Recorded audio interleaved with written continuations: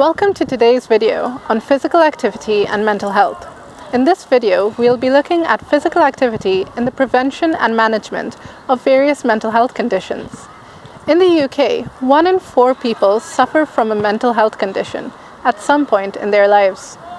The consequences of this are severe and widespread, with neuropsychiatric disease accounting for the largest proportion of disability-adjusted life years and a shorter life expectancy of up to 10 to 20 years.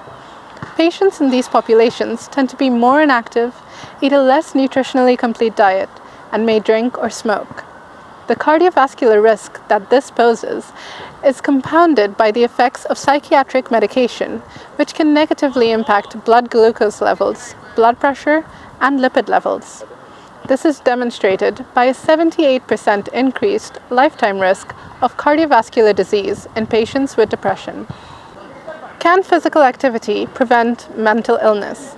Regular physical activity is protective against mental illness, in particular depression.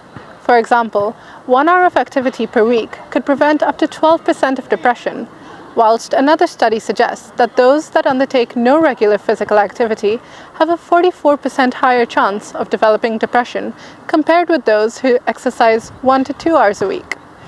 This regular physical activity doesn't have to be a 10K run or sprints on the treadmill. The evidence suggests that as little as 30 to 35 minutes of low-intensity activity 3 to 5 days a week gives patients the most significant benefit on positive mood symptoms.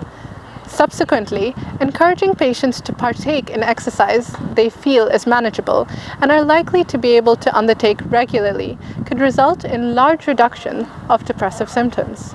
Being active helps treat depression. Physical activity is good at reducing depressive symptoms in both those with and without clinical depression. In fact, several studies suggest that exercise is as good as pharmacotherapy in the treatment of depression, and when used as an adjunct to conventional treatment, can confer an even more significant improvement in depressive symptoms. One large randomized trial of over 1,000 patients found that a physical exercise intervention had a bigger impact than a doctor's usual treatment for those with mild to moderate depression. And this is still held true 12 months after baseline. What about anxiety disorders?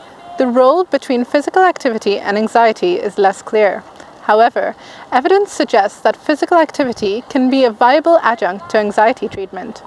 As little as 4 weeks of physical activity can improve general psychological distress and anxiety symptoms, including distress intolerance and intolerance of uncertainty. So how about schizophrenia? Physical activity significantly reduces negative symptoms and improves the control of positive symptoms in schizophrenia. Benefits of activity can be seen at all stages of the disease, from the first episode to established illness.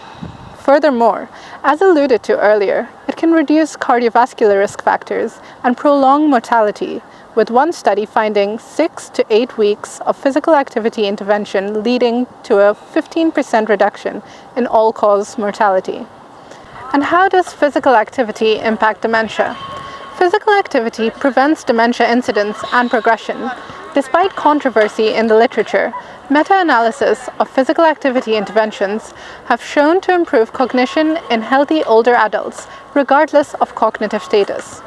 A 2017 review in The Lancet suggests that the benefits of activity for dementia may occur through modification of risk factors such as obesity, diabetes, hypertension, hypercholesterolemia, and cardiovascular fitness. Evidence also supports the role of exercise in enhancing mobility, improving functional status, and reducing burden on family members for those with dementia.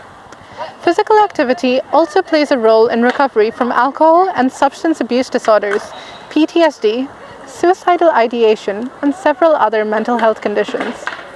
To summarize, exercise plays an important role in the treatment of almost all mental health conditions, and this is reflected in national and international guidance. Furthermore, it can lead to increased quality of life and a healthier, prolonged life expectancy. Thank you for watching.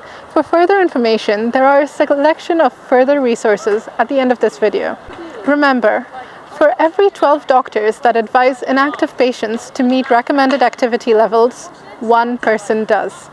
This really isn't much when considering that with smoking, this number rises to between 50 and 120.